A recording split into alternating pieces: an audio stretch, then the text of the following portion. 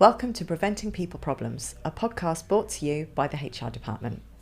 Today we're going to be talking about growing your business, when and how to recruit, and what data you need to be looking at to make good business decisions.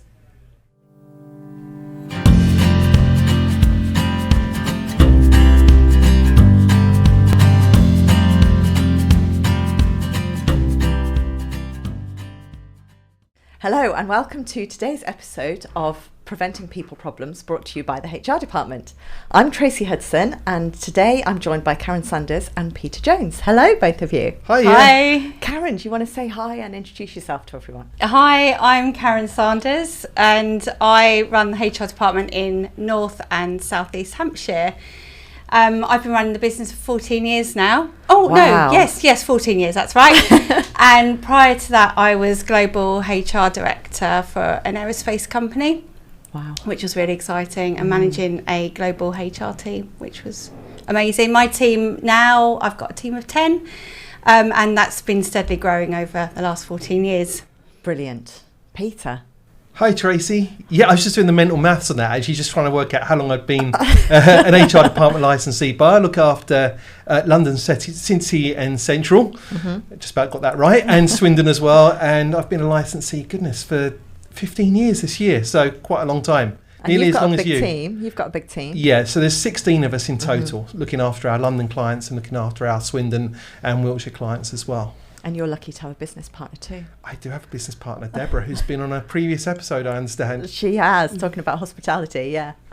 Okay, so today we want to talk about building your business, and both of you have done that really successfully. So it's great that you're both here to talk about this and share your wisdom. So can we start at the beginning? So with small business owners, you remember the day, right, when it was just you and you're doing absolutely everything and there's not much money coming in yet, but you're absolutely working your socks off.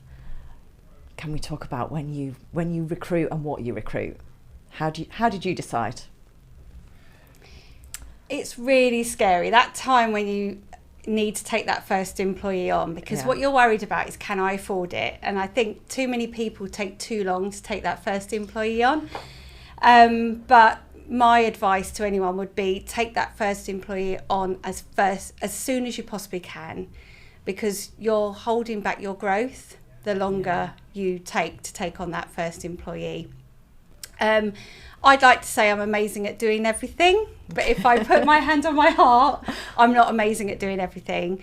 So I'd encourage everyone to really sit down and look at, what am I best at doing, and what strengths do I have, and what really am I best at bringing someone else on to do.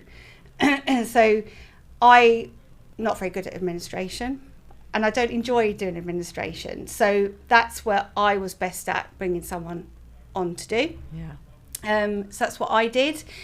The other thing is, I brought on a HR manager so that I could focus on business development and being the face of the business, so that I could trust someone. And I actually invested as much money as I could possibly do to bring on a higher level HR manager than a lower level HR manager, so I could trust that person to give really good advice rather than having to handhold them. So I could trust them earlier on, and I don't regret doing that. It was harder because it was more costly, but it did mean that I could trust that person to get on with the day job, to free me up to go and do the business development, to do the face-to-face seeing clients, and trust them to do the back office stuff well. And I didn't need to handhold them, and I don't regret doing that.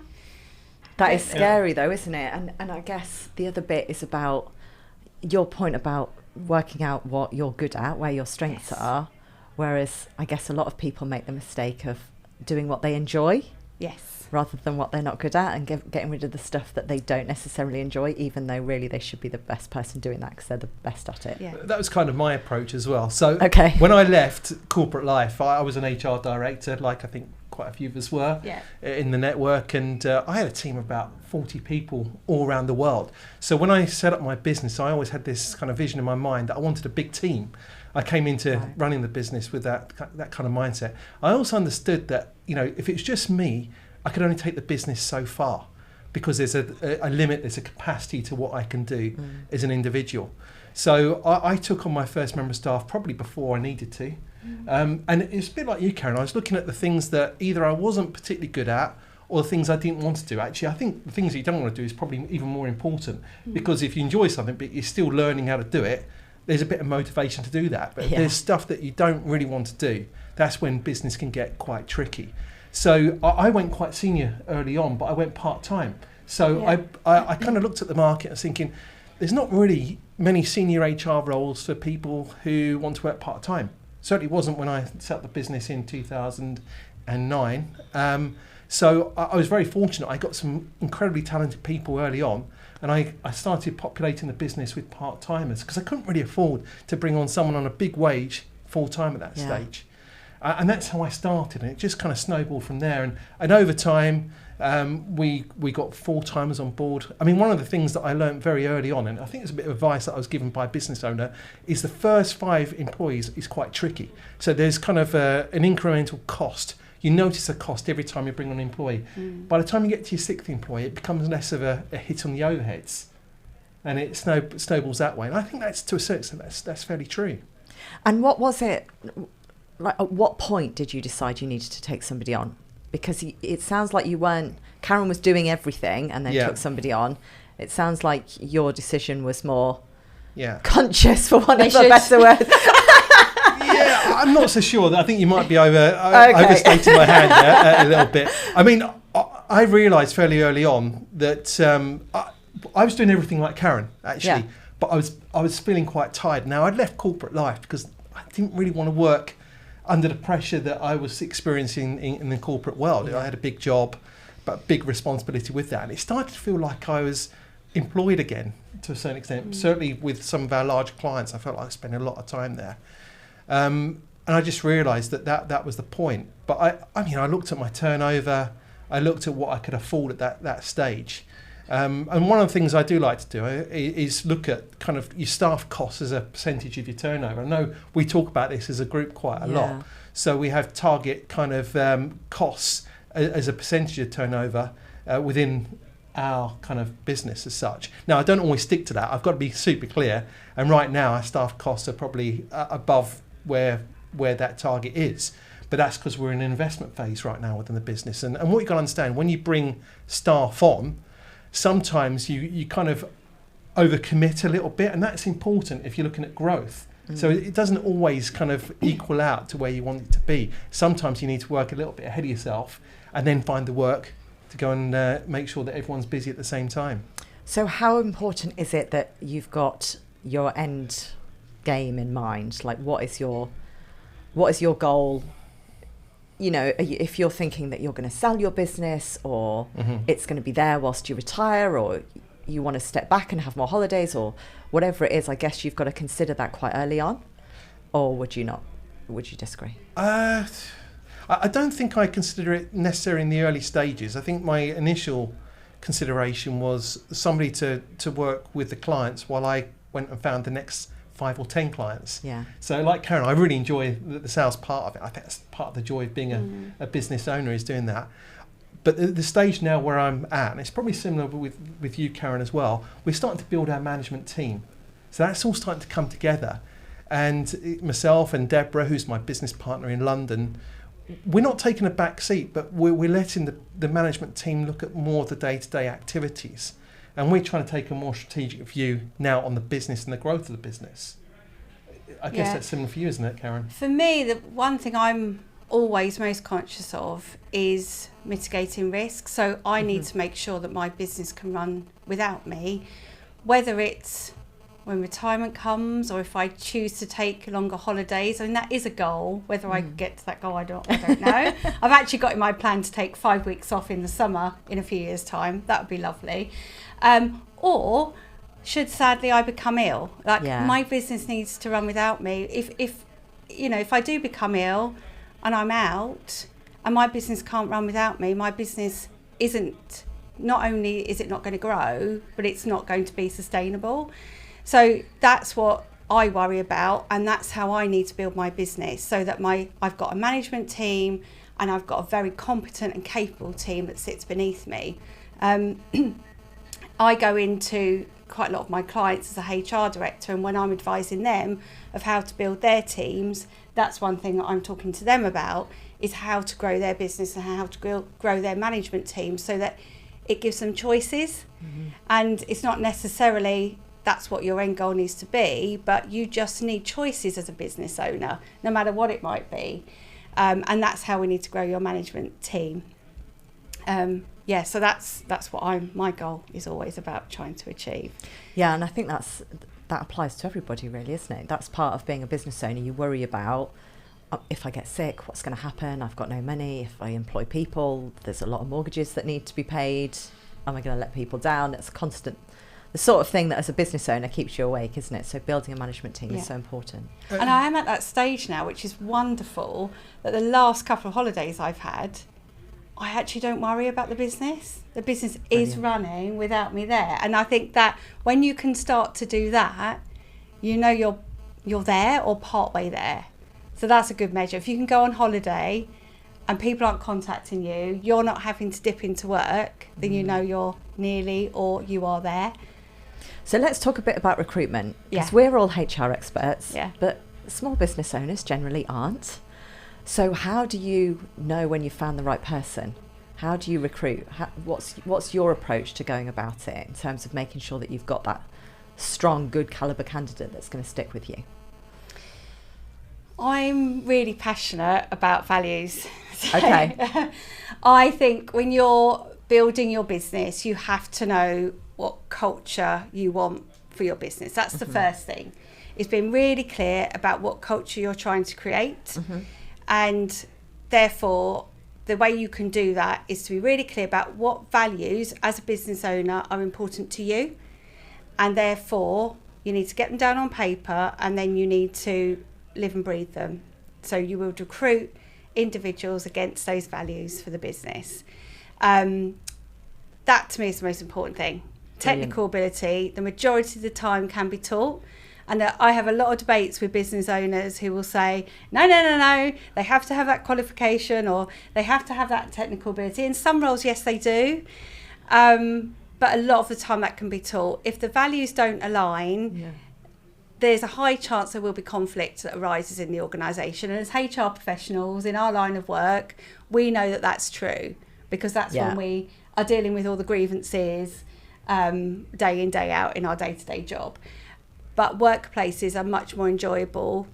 You go to all the effort of recruiting only to then lose people if people aren't happy at work and you don't retain them. So for me, getting your values right, truly believing in your values, and then recruiting against those values is absolutely the way to go.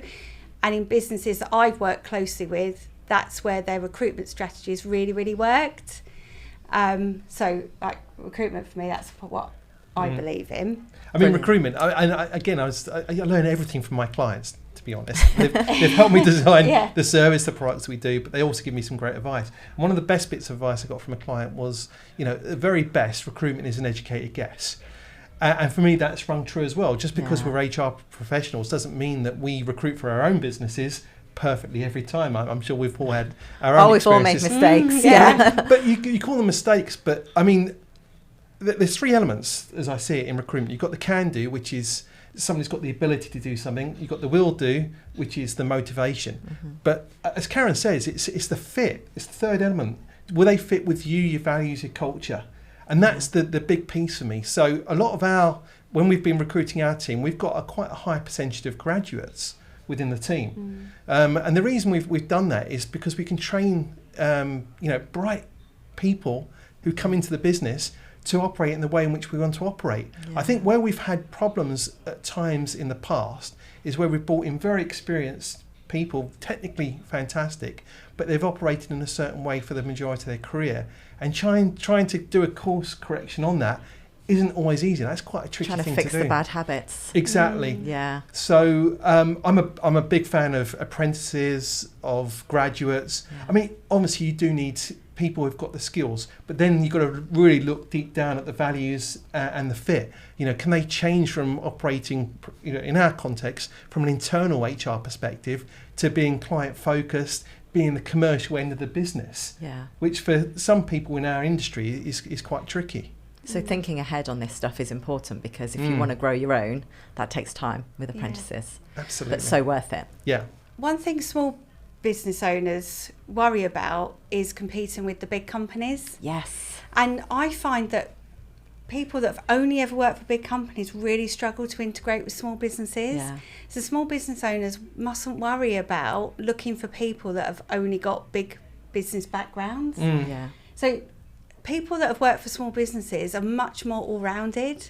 Yeah. So agreed. If I'm recruiting for small businesses, that's one thing I look for on CVs, people that have worked for small businesses. Yeah. So like small business owners have got that in their pocket as an advantage. Yeah, absolutely. So recruiting directly doesn't have to be the solution. Can we talk about outsourcing? Oh yeah. Oh yeah. So yeah, I'm a big fan of outsourcing. So certainly the way I've grown our business is that everything that's non-core, I look in the first instance to outsource. So I outsource my IT. Now, I started my career when I was a graduate as an IT professional for a year. I mean, I quickly kind of saw the light and turned to HR, but I started off, on mainframes and putting, the first desktops. I'm amazing myself now, but putting the first desktops onto people's desks back in the day. So I can fix up a computer. It's not that difficult, but I outsource it because I know that my time is more valuable spent on building the business than putting together a laptop. Yeah. Likewise with bookkeeping. Now, I did, to my shame, do my own bookkeeping for about 5 years. And not only did I do it badly, I ended up spending about a day a week doing bookkeeping as the business grew. And then outsourcing it for a couple of £100 a month was probably the best thing I ever did. And I could focus on what we call £10,000 an hour work. You may have heard this phrase, but it's where you have that space to really think strategically about your business and you come up with something innovative that actually generates a lot of income for your business. And I've had one or two of those moments in my career so far as a business owner where you've gone, wow, but you can't do that if you're trying to do absolutely everything within the business. Yeah, definitely. I mean, I actually used to have an internal bookkeeper, but that for me wasn't giving me enough. So I'm very data driven and I wanted a bit more from my numbers, and I've now completely outsourced finance function. I now have an outsourced finance director as well. So I've got a complete outsourced finance team, which might sound very grand for a business that's only got 10 people, but I really needed a finance director. So a lot of businesses my size will have a business coach. I don't have a business coach. I've got a finance director who essentially is my business coach. So we have a monthly board meeting, and in that I have presented to me my management accounts, and we go through them in loads of detail. I've got loads of reports and I absolutely love them, and that data helps me to drive my decisions in my business, including how I'm looking at my staffing. And if ever I think, am I at that stage where I need a new team member because my team are feeling really stretched, can I afford it? She's my go-to person. I go straight to her and I say, can I afford to take someone on? What can I afford? How does that look into my forecast? And she'll come back to me and we'll have that conversation. And then I have a quarterly board meeting as well, which goes into a bit more detail, and she does a lot of my compliance and stuff like that, which I find terribly boring. It's really not my bag. But I've now got someone else that deals with that for me. And I guess having outsourced a finance director rather than it being in-house, there's no emotion involved in any of the recommendations she's making, any of the suggestions. You're genuinely just using her interpretation of the data to make your decisions. Exactly. So it's not, no, I don't want someone else in our team because our team's fine. Exactly. We'll be fine. Yeah. And all of the weight and the burden of trying to remember things that I should be having to remember that's finance or compliance related is on her shoulders, which she comes to me and obviously reminds me to do things, but I've got that prompt. Yeah. So I absolutely love the fact that I've outsourced my finance. And it's not massively expensive. No, it isn't. It's much more cost effective than having it in-house. And I don't need a full-time finance director, but I need the knowledge that she's got That, you know, and I knew I didn't need a business coach, but I needed that finance knowledge because I'm very data driven with my decisions. So let's stick with this data theme. I'm looking at Peter now. Goodness. Pressure. But you're both talking about data and metrics and KPIs, and what numbers are you looking at? What are the key numbers that you're looking at in your businesses that help you make decisions? I mean, how boring do you want me to get with this? Really dull. Because I'm a bit of a stat geek. So because if you imagine, you know, business owner is tearing their hair out, they're doing absolutely everything. We're sitting here talking about, you've got a finance director, you've got to put some structure, you've got to look at your numbers, you've got to look at your data. Where do you start when you're not a finance expert in your business? So your P&L, I think everybody has to understand their profit and loss, even if you have an outsourced finance director, which I honestly think is a brilliant move, by the way, I've got to say, because data-driven stuff, I think it becomes less emotional. But the way I structure my P&L is I look at three main metrics. So I've got the revenue, which is our income, so all our sales, basic top line. I split out our staff costs because we're a consultancy business. So in essence, we trade with our staff. That's our major cost. And then I look at all the other overheads and I put them into one bucket. So I just split my P&L into three lines: income, staff costs. Sorry, just to explain the staff costs, not just salary, it's the pension and the employer national insurance contributions. So when you're thinking about taking on a member of staff, it's not just about the salary. I usually add about 30% on. It's a I would say 20. I'm getting it wrong. No, well, it's quite tricky because you've got the pension contributions as well. You've got the employer's NI. You've got the time or the pay for holiday because you've got to cover that as well. Bit of sickness. So so I put that into a bucket, and then particularly with my staff costs, I will look. I mentioned this earlier about the percentages. I try and aim at 38% for our business. Now, we're running about 50 at the moment, but as I say, we're investing. Explain that a bit more. 38% of what? Sorry, 38% of staff costs. So when you add together the salary, the employer's national insurance and the pension, and as a proportion of the turnover. So say you're turning over £100,000, the target staff cost would be 38,000. Now you can work out what you can get for 38,000. When you've got $1 million, you've got 380 to play with. That's kind of the ratios that I work off. I'm very data driven in that respect. No, it's brilliant. Keep going. This is good stuff. So that's the main metric. I mean, I use other metrics like a scorecard for sales and stuff as well. I'm not sure we want to go down that path on this, but that's a completely separate podcast. But it's good because you can use those metrics to then have targets in terms of your team. Absolutely. Yeah, and because I mean, yesterday we had a 90-day goal setting task with our senior management team, and we use the metrics to fall on, say, right, are we where we need to be? Are we behind? And then you can work out what you need to do to get it to the level that you require it to be at. Yeah. And Karen, what are you using every month? What does your eye go to when your finance director is presenting information to you? Well, the first thing she says to me when we're putting the budget together for the year, she'll say, what do you want to take home each month? Okay, brilliant. Nice. That's the starting point, and then we work back from there. Okay. Simple as that. It sounds like a profit first type approach, doesn't it? It is. Yeah. It's a bottom up approach. Yeah. And then we start with what revenue do you expect to take every month? So what growth are you looking at every month? And then, what growth? And then we look at our costs, our staffing costs, and then we literally go down line by line. So really detailed, and really you're on that detailed, every month. line by line by line, every single month. And I guess there's no surprises, is there? Month. There's no surprises at all. But it's actually a really brave exercise to do, especially when you're relatively small, because those can be really scary numbers when you're not making the money that you think you're making. So having someone professional sitting there and going through it with you and holding your hand is priceless. But it's also important to look at the trends. So this is where a lot, I think, of small businesses in general. I mean, we talk about the UK having a bit of a productivity issue. Again, another podcast. But I think a lot of it is to do to short-term thinking. So people look at what's happened that month, but they can't see or analyse the trends of what's happening. So for me, one of the key thing is number of retained clients. And if that's going in the right direction, I have the confidence then to invest in our staff, because I know that's that retained income is in some way semi-guaranteed income. So you've got some cost certainty, you've got some income certainty, so you can put some cost certainty in there as well. Yeah. And also we because we've been doing it for a number of years as well, we see seasonal trends. Interestingly, we get a peak in workload during school summer holidays and in December. And that's when we have our resource issues. Right. Yeah. So, you know, that helps with our planning of our team as well. I can't tell my team not to take holidays in the summer holidays and at Christmas, but I know we have to somehow manage our manpower effectively.